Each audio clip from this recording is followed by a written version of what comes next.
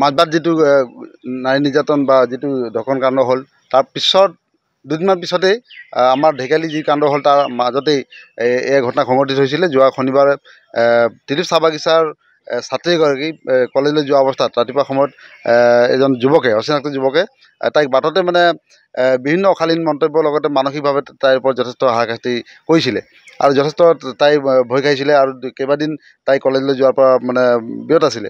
আৰু সেই ঘটনা তেখেতসকলে এটা প্ৰচাৰ বা কিবা এটা ন্যায় পোৱাৰ ক্ষেত্ৰত একো ব্যৱস্থা কৰা নাছিলে। এইকাৰণে যে এই কিবা এটা ভয় বা সন্মানৰ কাৰণে এটা কৰা নাছিলে। কিন্তু সিহঁতে যিবিলাক ঘটনা ঘটিলে তাৰ যেনেধৰণৰ প্ৰতিবাদ হ'ল সমগ্ৰ অসমজুৰি দল সংগঠন সমাজ বা চৰকাৰ প্ৰশাসন সকলোৱে যেতিয়া একগোট হৈ ইয়াৰ প্ৰতিবাদ কৰিলে তেতিয়া সাহস পালে সেই কিশোৰগৰাকীও।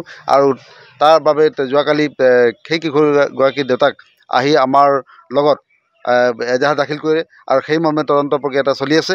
আমি অসম জনজাতি ছাত্ৰ সন্থা শোণিতপুৰ জিলা সমিতিয়ে এই ক্ষেত্ৰত আমি তেখেতসকলক সহযোগ কৰি আৰক্ষী প্ৰশাসনক আমি সেই যাতে তদন্তত এটা ওলাই আহিব পাৰে সেই অচিনাক্ত যুৱকজন যিজন এনে এটা মানসিকভাৱে এটা অত্যাচাৰ চলালে যাতে কৰায়ত্ব হয় আৰু উচিত শাস্তি প্ৰদান কৰা হয়। তাৰ বাবে আমিও যথেষ্ট সকলো ৰাইজৰ সহযোগত আমি এটা চেষ্টা অব্যাহত ৰাখিছোঁ। আশা কৰিছোঁ অনাগত দিনত সেই কালপিতজনক আৰক্ষীয়ে নিশ্চয় ধৰিব পাৰিব আৰু এটা শাস্তি প্ৰদান কৰিব বুলি আমি আশা ৰাখিছোঁ।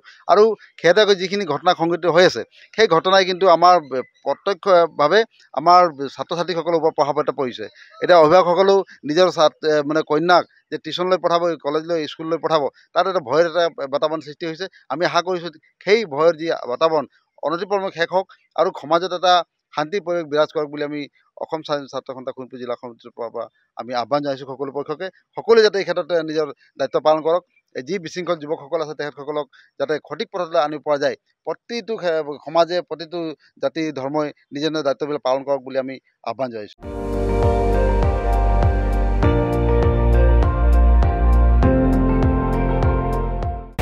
আপুনি চাই আছে ND24, সৰ্বশ্ৰেষ্ঠ নহয় সৰ্বোত্তমৰ দৌৰত।